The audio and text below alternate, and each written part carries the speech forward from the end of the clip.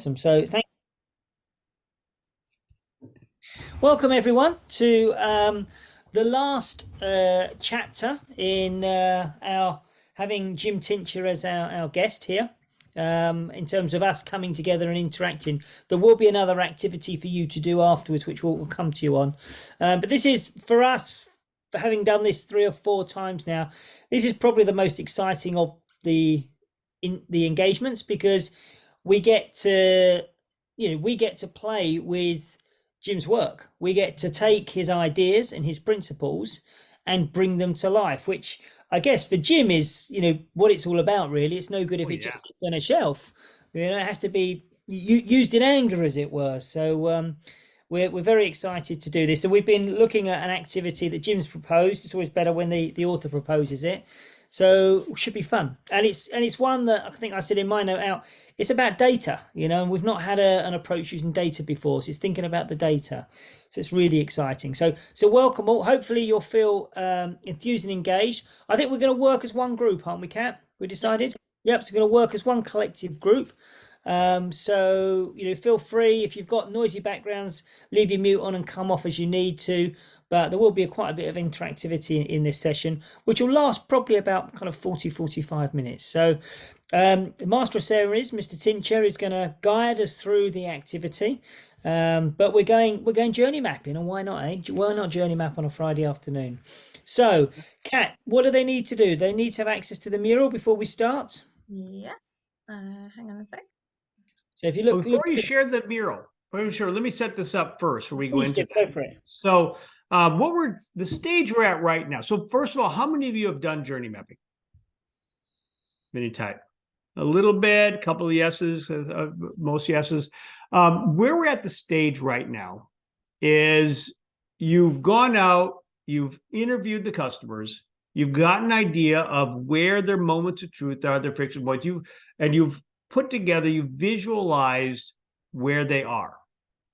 And so here is the map we have. Actually, let me don't click on that link yet. Don't click on that link yet. Because I want to. Are you going to share? I will. I want to share something first. I just want to get this. Okay, I'm not able to do what I wanted to do, but that's okay. I have a way around that.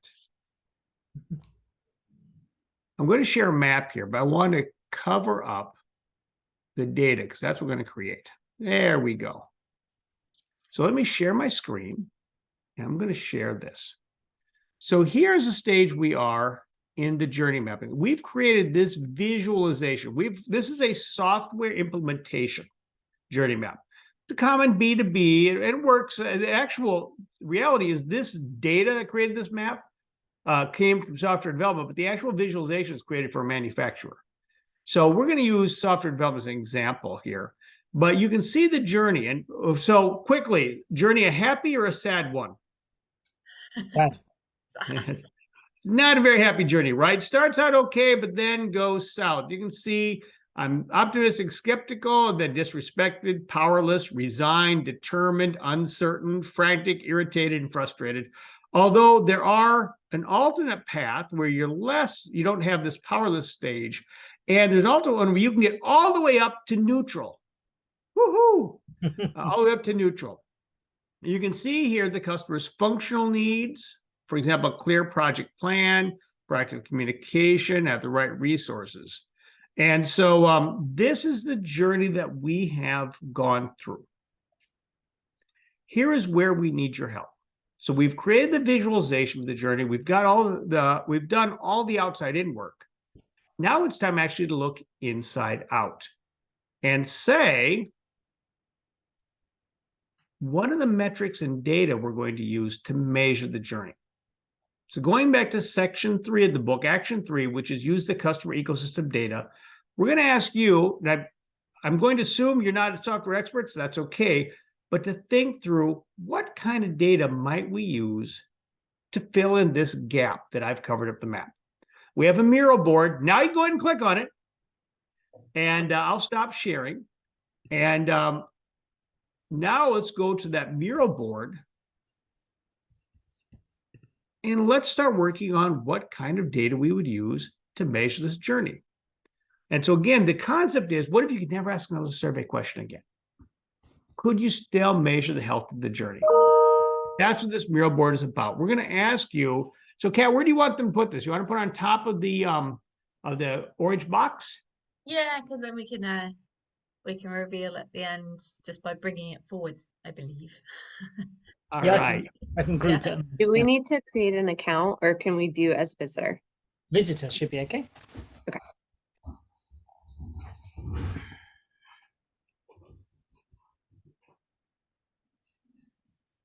All right. So in our map, when we did this, we didn't have any metrics for the Meet with Implementation team.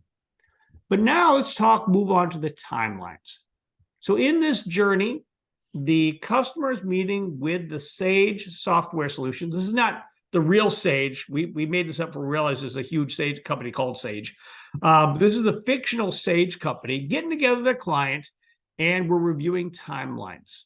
So you can see the customer's viewpoint is that if we actually hit these timelines, it'd be great, but they're skeptical. What kinds of data might be relevant at this phase of the journey? Now, maybe you don't work for a software company, but you may have worked with a software company as a client. What kind of data might we want to use here?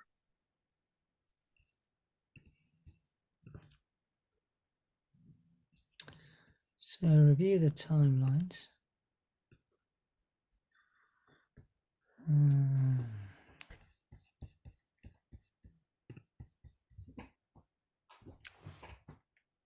Now, it may be that this is a good time to think about macro level measurements.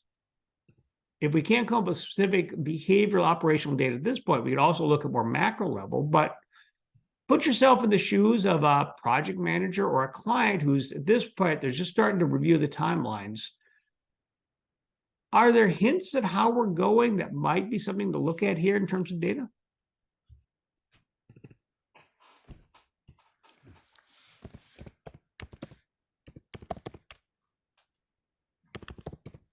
So you can go ahead and put it right in the screen, or you can just say it and we'll put it on there for you. Time between.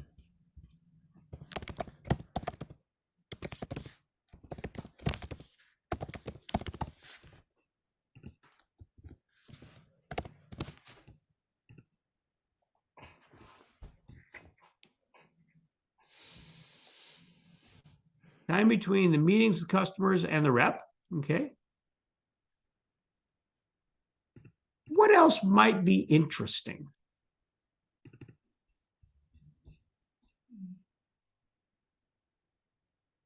Well, there's a natural tension going on at this phase between the client and the software company. What could that natural tension be? Kind of getting an order versus understanding what they want. That's somewhat on the sales side, but so I'll pick up Michael. Michael, you're on my screen there. You're the client. When do you want this implementation done? As soon as possible. When does the company want it done? When they have the resources to do it. And Bingo. the order placed. You know? Right. So if they're looking at implementing the software, there's a natural, we might want to measure what percentage of the times is there a fundamental disconnect between when customers expect it versus or the gap between when customers expect this to be done and when we can actually do it. Right. That'd be one source of data.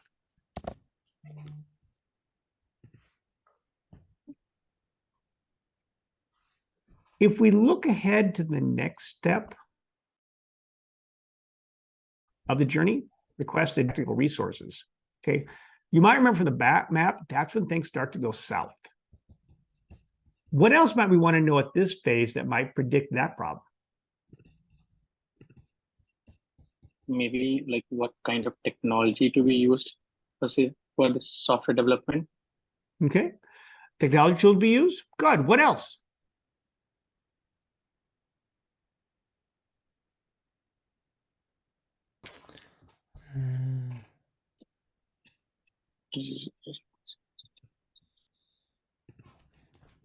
planning, like module, any software which has been built, or Okay. module wise. So what kind of modules or the functionality are we building?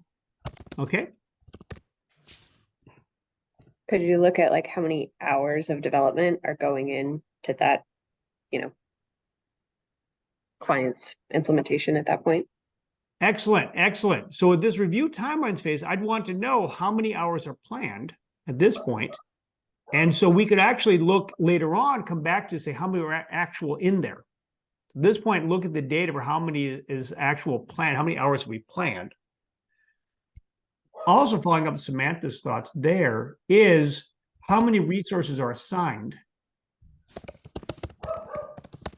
and how many hours per resource. So I've been in a project before that nobody looked at the data. We go back afterwards, we say, okay, you made a plan where there was 60 hours of work per employee.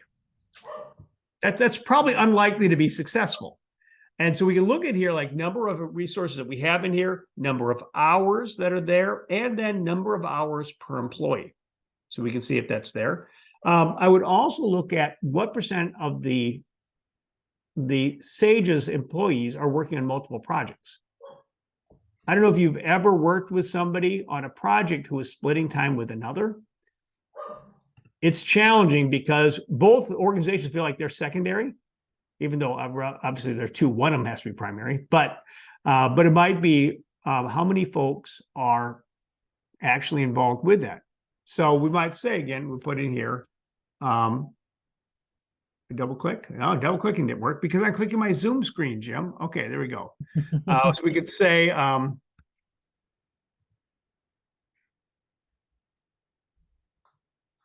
number of technical resources assigned at Sage. We could also say number of technical resources assigned at client. We could say assigned, or actually estimated hours per week per resource. Why would you want to know this last one, for example? How many hours are there per week per resource? Why would that be important to put on a journey map? Because project has to be completed and decided time limit, right? Like 60 hours, 100 hours, whatever it is. So based on this resource availability, how much hours they can work, we can decide how we can decide the timeline as well as challenges if there is, if we don't have the resources. Exactly, Sandeep. Yeah. So we may find here, what you might find here is that you actually have an issue at the very beginning that doesn't show up till later in the project. That later in the project, we can see delays because we didn't have enough resources. And so by collecting up front, for example, how many resources we have per employee, we can actually create a bit of an alarm bell. Now, something I didn't go into in this book, I do in my first book, the second edition, is that you can actually create living journey maps that put this data in real time if you have the data. It works generally better for example, manufacturing companies where you have a lot of data. Software might be hard to get this data, but that. So now let's go on to the third phase, which requests additional technical resources. And so there's one piece of data that we should be looking at here. So first of all, is having to request additional technical resources at an ad hoc way, is that a good thing? No. What's it suggesting about your organization? That you're not meeting the base need. Exactly. If it happens often enough that you're putting it in your journey map, it means you're having some real challenges with getting the right sources, as Samantha said, hitting that base need. So we'd want to put on here is, for example, so yeah, we got the skill there, estimated time versus customer specifications, but also we want to say is, how often does this happen?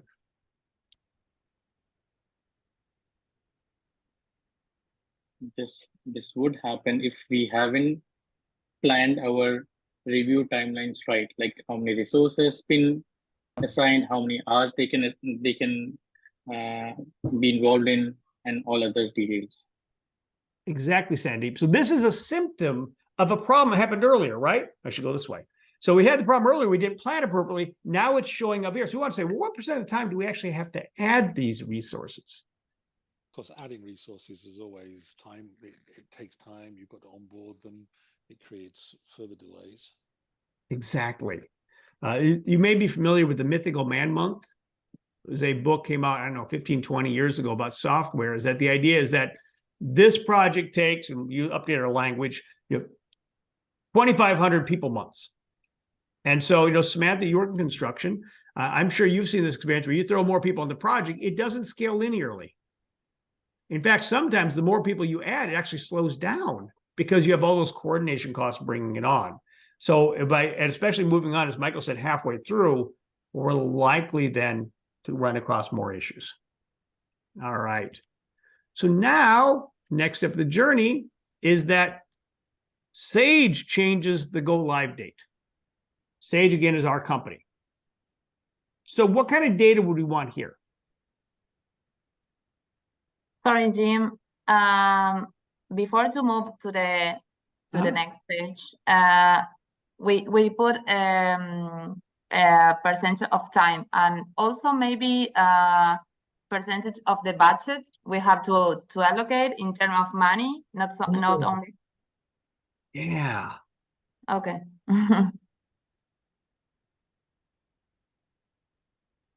Right. So another way, let me take what you said and give another metric related to that, which is percent of time we are over budget on resources at this phase. That's a perfect example right there. We look at that data and say, okay, we can say theoretically at this phase, if we're 20% through the project, we should be through theoretically 20% of the hours. How often is that true? So great example, I think. Right.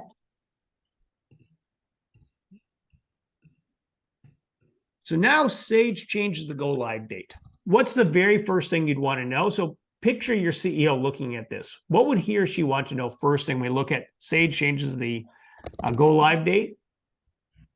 Why? Reasons why, big one.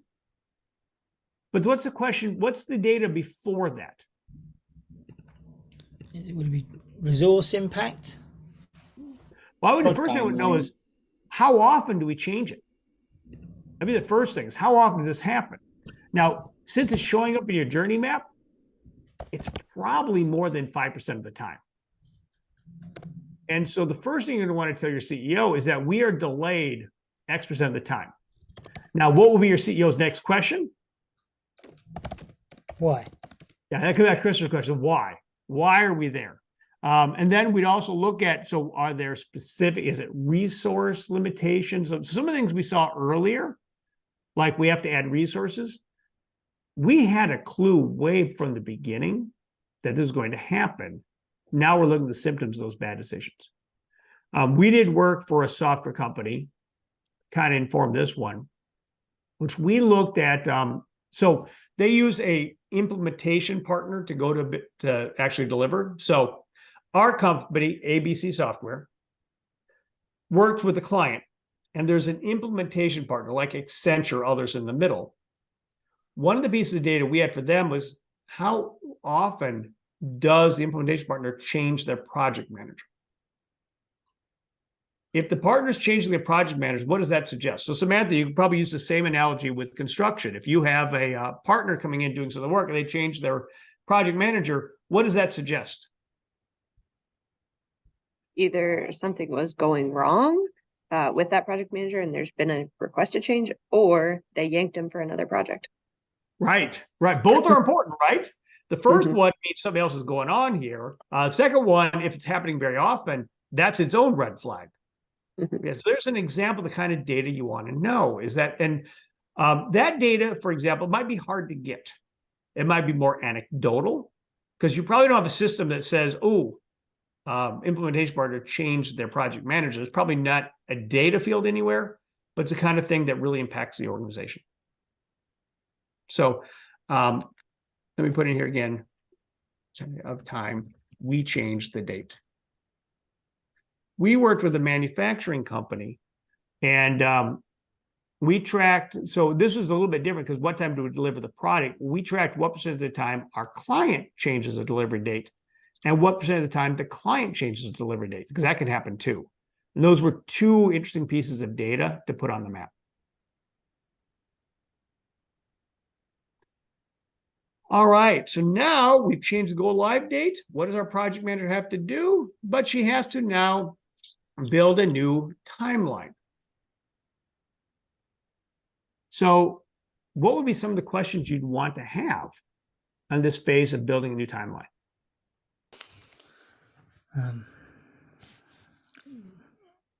What changes are we expecting? Changes we're expecting. Maybe we think of a hypothetical scenario wherein they have a new requirement wherein adding new features and all. So we need to understand how much time and resource it would take to get it implemented, and hence the new timeline will be built according to that. In addition to what was already planned. Excellent. Good.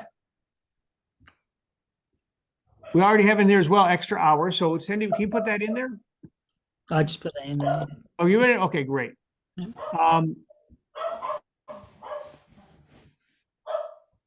Anything else? I don't know how you quantify this, but impact to the client, like how often is this, missing a deadline of theirs that was critical? All right. So impact on the client. So yes, right? It's hard to get data on that. That's probably more qualitative, but certainly something we'd want to understand. Mm-hmm. So when this Impact happens, on budget. There you go. That's the other one, right? Impact on budget. How does it impact budget? Can you get a change order? Now, there's usually some finger pointing in this phase. Oh, client, we're late because you changed requirements. No, we didn't change requirements. You didn't spec it right. I'm sure that never happens in your companies, and it never happens in mine either. Trust me. But theoretically, when a date changes, there can be finger pointing regarding who's at fault here. So it might be like percentage of the time a change order is completed, percentage of the time we can increase the price, because there's a natural barrier, especially as us with customer experience leaders. We don't want to charge the client because that will frustrate them. We want to say, well, it's our fault. We should not charge extra. What does your CFO say? Charge extra because it's going to hit the bottom line.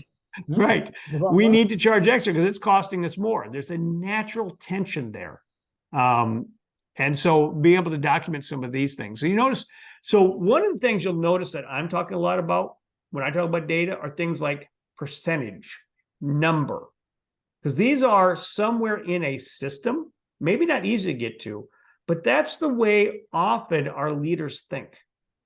So when they look at this map and they say, okay, say it changes the go live date, their first question is that a 5% issue? Is that a 40% issue?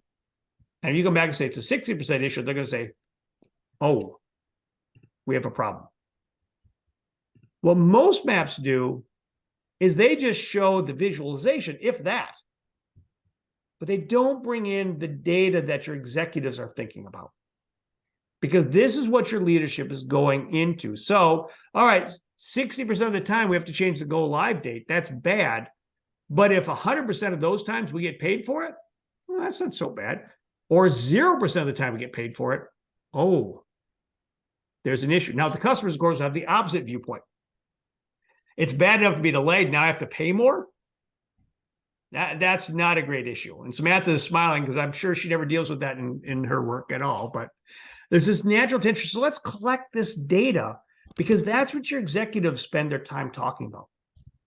One of the things you probably remember from the book that our challenge is that we're the only part of the organization that speaks entirely in data that comes from surveys. We need to break that habit. We need to get comfortable talking the operational behavioral data, because that's where the rest of the company lives.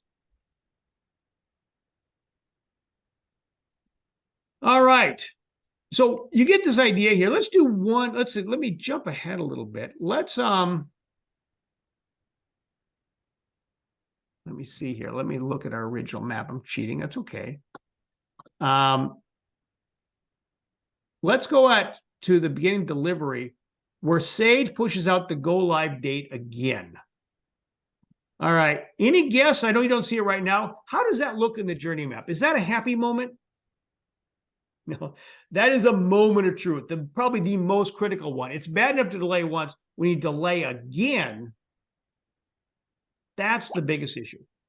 At this point, then, you may not have actually changed the go live, or you actually haven't changed the go live date, never mind. But what is the possibility that happens here? What's at risk? Cancel the order. Cancel the order. So we might put in here percentage of times that orders are canceled because of the delay. There's another issue as well, which we find. So I find in most B2B organizations, implementation, onboarding, installation, whatever you call that phase right past the sale, that is a moment of truth of the relationship. At this phase, you are setting the emotions, for your customers and their beliefs that last for years. There's a confirmation bias that happens. I look at some of our vendors we work with, and what happens? They give me a price increase. And with certain vendors is, those awful companies, okay, it's not quite what I say, but we'll go with that. Those awful companies, they're always trying to screw me. They're always updating the price. Whereas others like, yeah, they were probably due for a price increase. Same behavior. I judge them very different because of my perceptions about them. So we look here at what percent of time does it go live a second time? And we go live date. How many times did we actually miss that delivery? These are the kinds of data you want to give. And I know we wanted to give about till the bottom of the hour to do this data. Let me pause for a minute and reach out to the group and say, is this comfortable or is this feeling weird? Logical. Logical. Yeah, it's logical. I think it's, but you're right, Jim. This data is out there, and it's just trying to think to yourself, where does it exist? Who owns it? How do I get hold of this data? Because it's thinking in data terms rather than sentiment terms, in terms of the impact, the emotional impact that you're normally seeing in a journey map. I think I'm with you there, Christopher, and that where is this data? I think this example is real parallel with my work in that potentially some of the project managers would want to bury the fact that the go live date pushed, if they have the ability to do that within their systems, right? Or like for us, we have contractual dates, but you can modify the contract. And so it's like, well, we're still hitting our contractual dates always, right? Because if you get the contractual modification, that's always there. So getting a hold of this data seems really hard to me. How to unearth it, some of this kind of data, which is the critical data, for the client's perspective. You can mask it. That's true. I take your point on that. You can mask it. We use Monday.com as our project management tool. And what I found out is our project managers, not with bad intention, but we only had one field for the date. So the date changed, they overwrote it, that was the date. We then added a baseline date. So you baseline the project after the kickoff, and then we could see if it changed. So I went back to our practices. So yes, getting this data can be hard. I know this is not my journey mapping book we're talking about, but that's the first book I co-wrote with Nicole Newton. And when we looked at what leads to successful journey mapping, the number one factor was a broad cross-functional team. A lot of our journey mapping clients tell us that we want to keep the team small so we get done faster, to which I tell them, if your goal is to create an artifact for the wall, great practice. If your goal is to change the organization, not so good.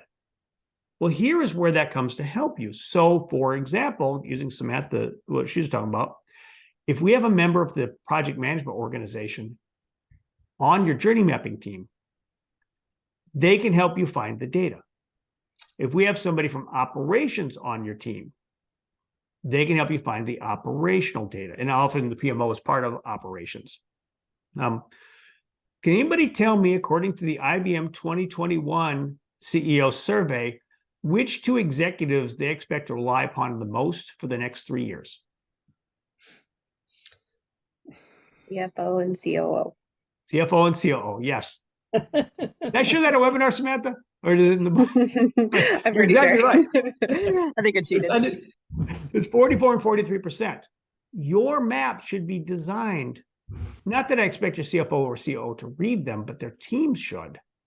That should be designed with those audiences in mind. And they look for data. So that's why we've been working. This is for us, by the way, a long time practice. This takes weeks. Sure. To work across our client's organization and get all the data. When we worked on Dow, we worked with Ricardo, who had a supply chain background. And he's the one who taught me about the importance of putting data into your journey map. And he's now their customer experience leader. Jen was in the book. She's been promoted to a global change management role. Ricardo took her spot, not coming from CX, but coming from supply chain, and brings that data. I'm going to make the assumption that you're probably not super comfortable with the operational behavioral data in your organization. Most customer experience leaders aren't, and that's okay. We're actually working on a webinar and a white paper for, I think, November 1st timeframe. It's going to be about stakeholder mapping. And when we were at our Do B2B Better conference last month, that was a major theme, is that understanding and mapping your stakeholders, understanding them. So don't expect that you have to come up with all data yourself. Find those partners in operations, finance, other areas who will look at this and say, here's the data I would use. It's all about coming back to section 4 of the book, change management. It's building those relationships. Mm-hmm. So now let's flip over to section 2 of the book, measuring emotions. By the way, let's go ahead now. And if Kat, if you could remove the orange box and let's show what we put on our journey map. Do you want me to do that, Kat? Oh, yes, please. Is it locked? Let's lock this. 1 second. Just group all of this.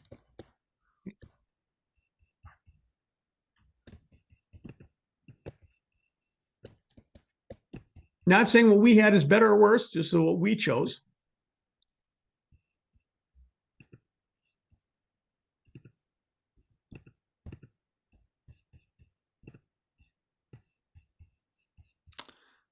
All right. So if we scroll to the left. Oops. Let me take those pesky buttons off.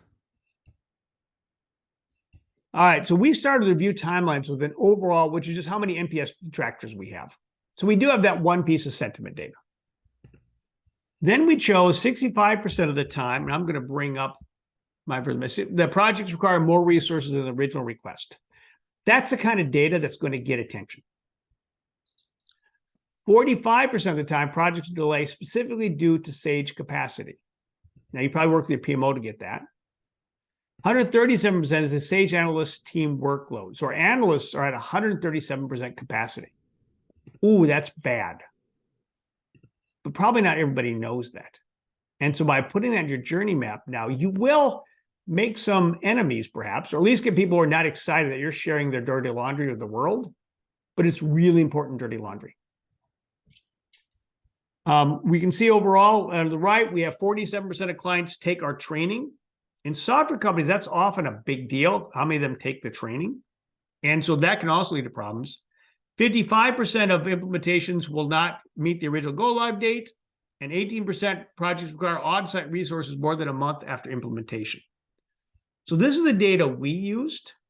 Kat, after this follow-up, can you send our map out to everybody? Yeah. Cool. So you'll get to see our visualization and the data we use. Well, so now let's go back to updating your survey. And using the example, we talked in section 2 about measuring emotions. Now, there's a rigorous methodology for determining what emotions matter. We're at the stage before that, which would say, what are the candidate emotions? So when you look at this journey map, what emotions might you want to measure?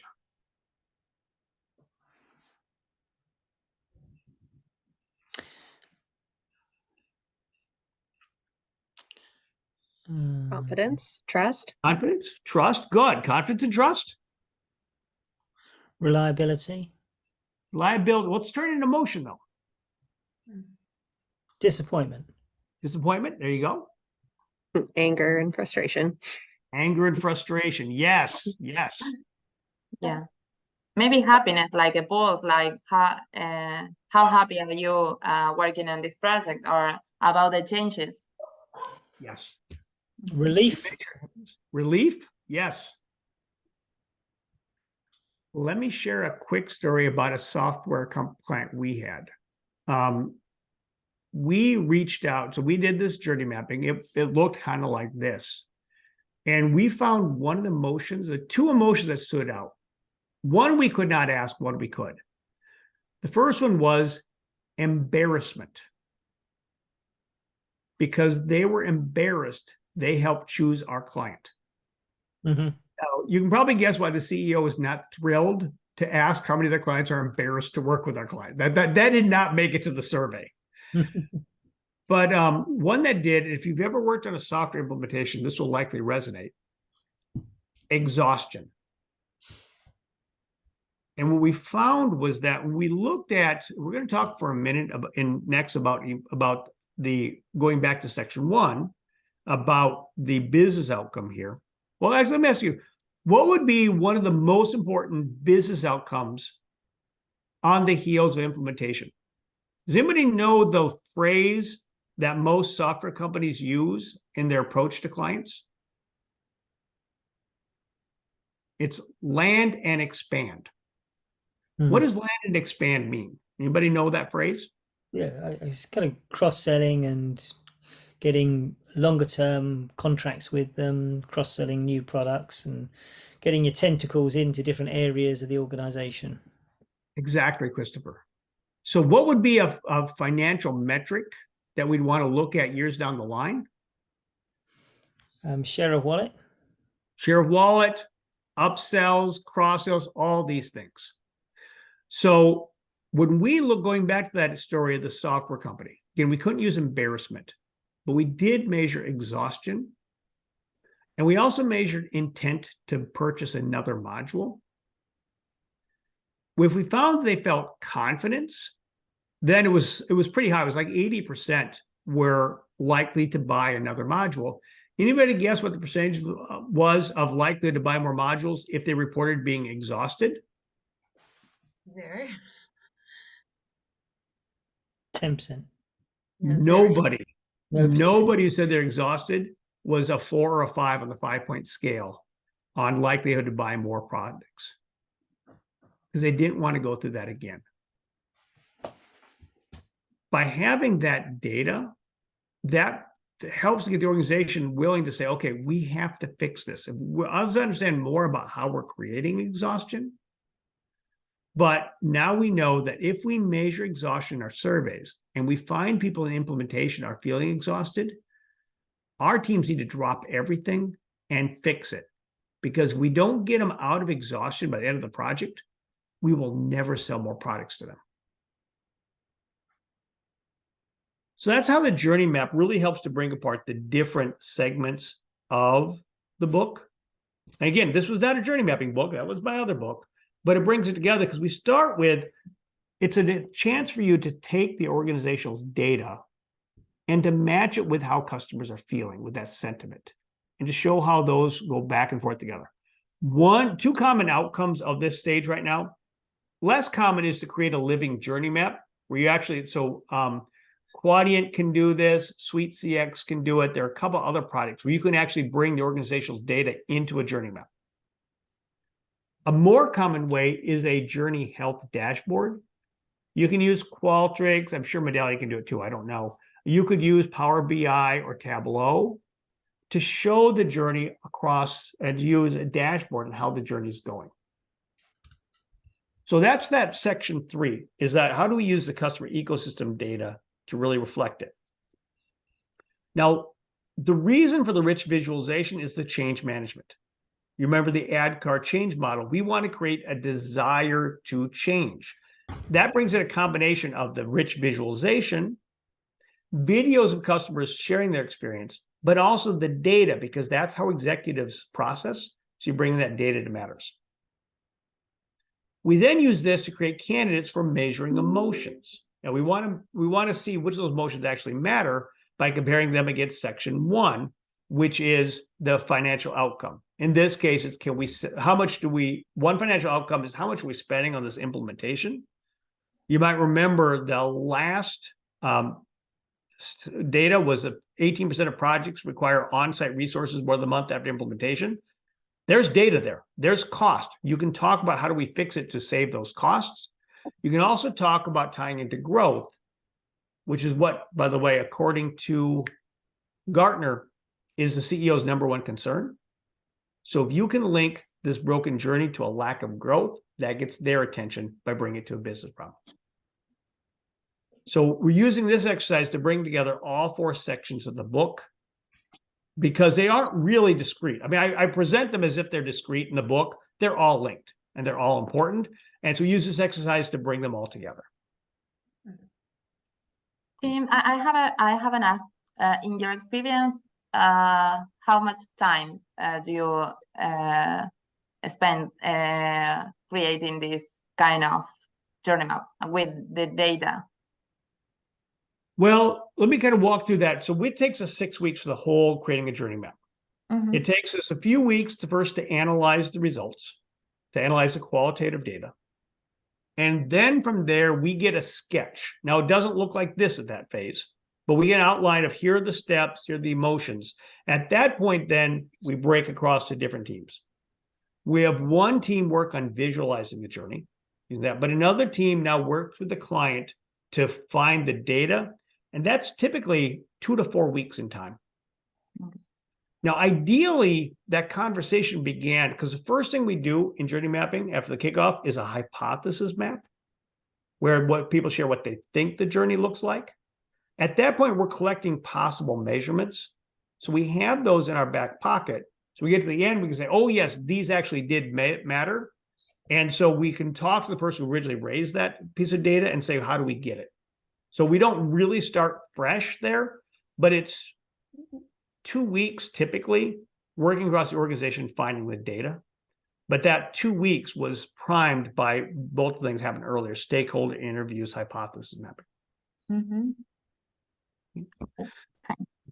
It's a really important exercise for you as the CX lead because it gets you comfortable with the data everybody else uses. Or maybe less uncomfortable is a better way of phrasing it, because we don't typically get really involved with the operational behavioral data. But again, it's what the rest of the business talks about, so it's well worthwhile. Jim, I've got a question about, say, Sage Changes go live date. Because obviously some organizations don't intentionally do this, but have their business predicated on service recovery. So, although the project goes late 45% of the time, half the time, if the business can really efficiently manage that, and as you say, they're charging the client for the fact that it's delayed, that's not a great experience. But the FD kind of becomes very comfortable sucking on that poison, because look, when it goes late, for X, Y, Z reasons, we're able to charge more to clients for this because it's extra work involved that we can blame them for. How do you get those conversations where you say, this is not good profit? We need to recognize that we can't sustain a business on the fact that we're late and we'll charge you more. Because I guess some of these points of inflection they're uncomfortable, but they're very profitable. Well, yeah, that's a great point. When I was with the health savings account group, we had a $3 a month low balance fee and generate a lot of profit, also generate a lot of customer anger. Mm-hmm. And so what you do in this case, you go back to where does the company want to make money? They want to make money by selling new products. That's where so most software companies, this example, value licensing revenue way above service revenue because it's repeatable. Yeah. You sell an extra $1 this year, you also sell the same dollar 2, 3, 4, 5 years down the line, where that service revenue is one time only. And so that comes back to the business problem from section 1. If we can show that when we're late, that a year later, very few of our clients actually buy more, but when we're on time, they do. That's the fastest way to end that. And you can do that historically. If you have the data that who goes late, as Samantha pointed out, that's not always available. But if you can go back and you can say, or maybe you can do a spot check and say, okay, we've looked at the 20 most recent clients that ended a year ago. So 20 clients that ended a year ago. And we looked and said, okay, 8 of them were on time, 12 were late. We found as the 8 that were on time, 7 of them bought additional modules, but only 4 of the 12 did. Now it's qualitative data, it's directional data, but you start to show, well, look, something differentiated those who bought and those who didn't, and it looks to be that whether or not we were on time. Mm-hmm. Come back to what the executives care about. The executives care about growth first. They care about cost control. By the way, on that survey, anybody guess of the top 10 strategic initiatives of CEOs, where was the customer? 10. 9. They are not thinking about the customer. They're not thinking about your surveys, not thinking about customer experience. They're thinking about growth and cost control. But how do you grow without customers? You can't. So it's our job to connect what we do, not to customers, which is where I failed when I was a CX leader, but to growth and cost control, and show, and going back to Christopher's great question, that by taking those short-term profits, we're actually sacrificing long-term growth. Mm-hmm.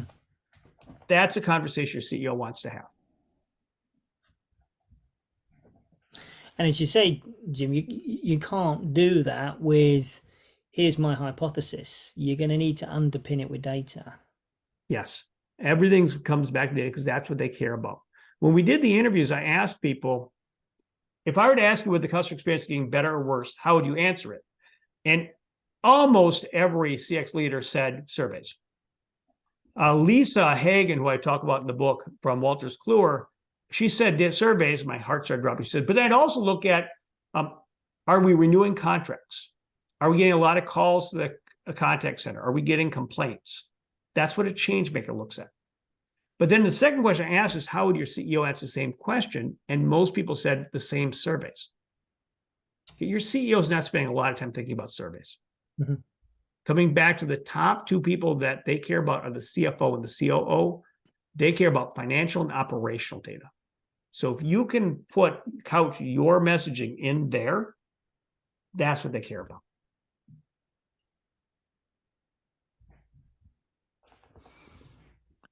Well, thank you all. This is a lot of fun for me. I love this kind of exercise. I get into the data. I get into talking to CX folks like you and bringing those together.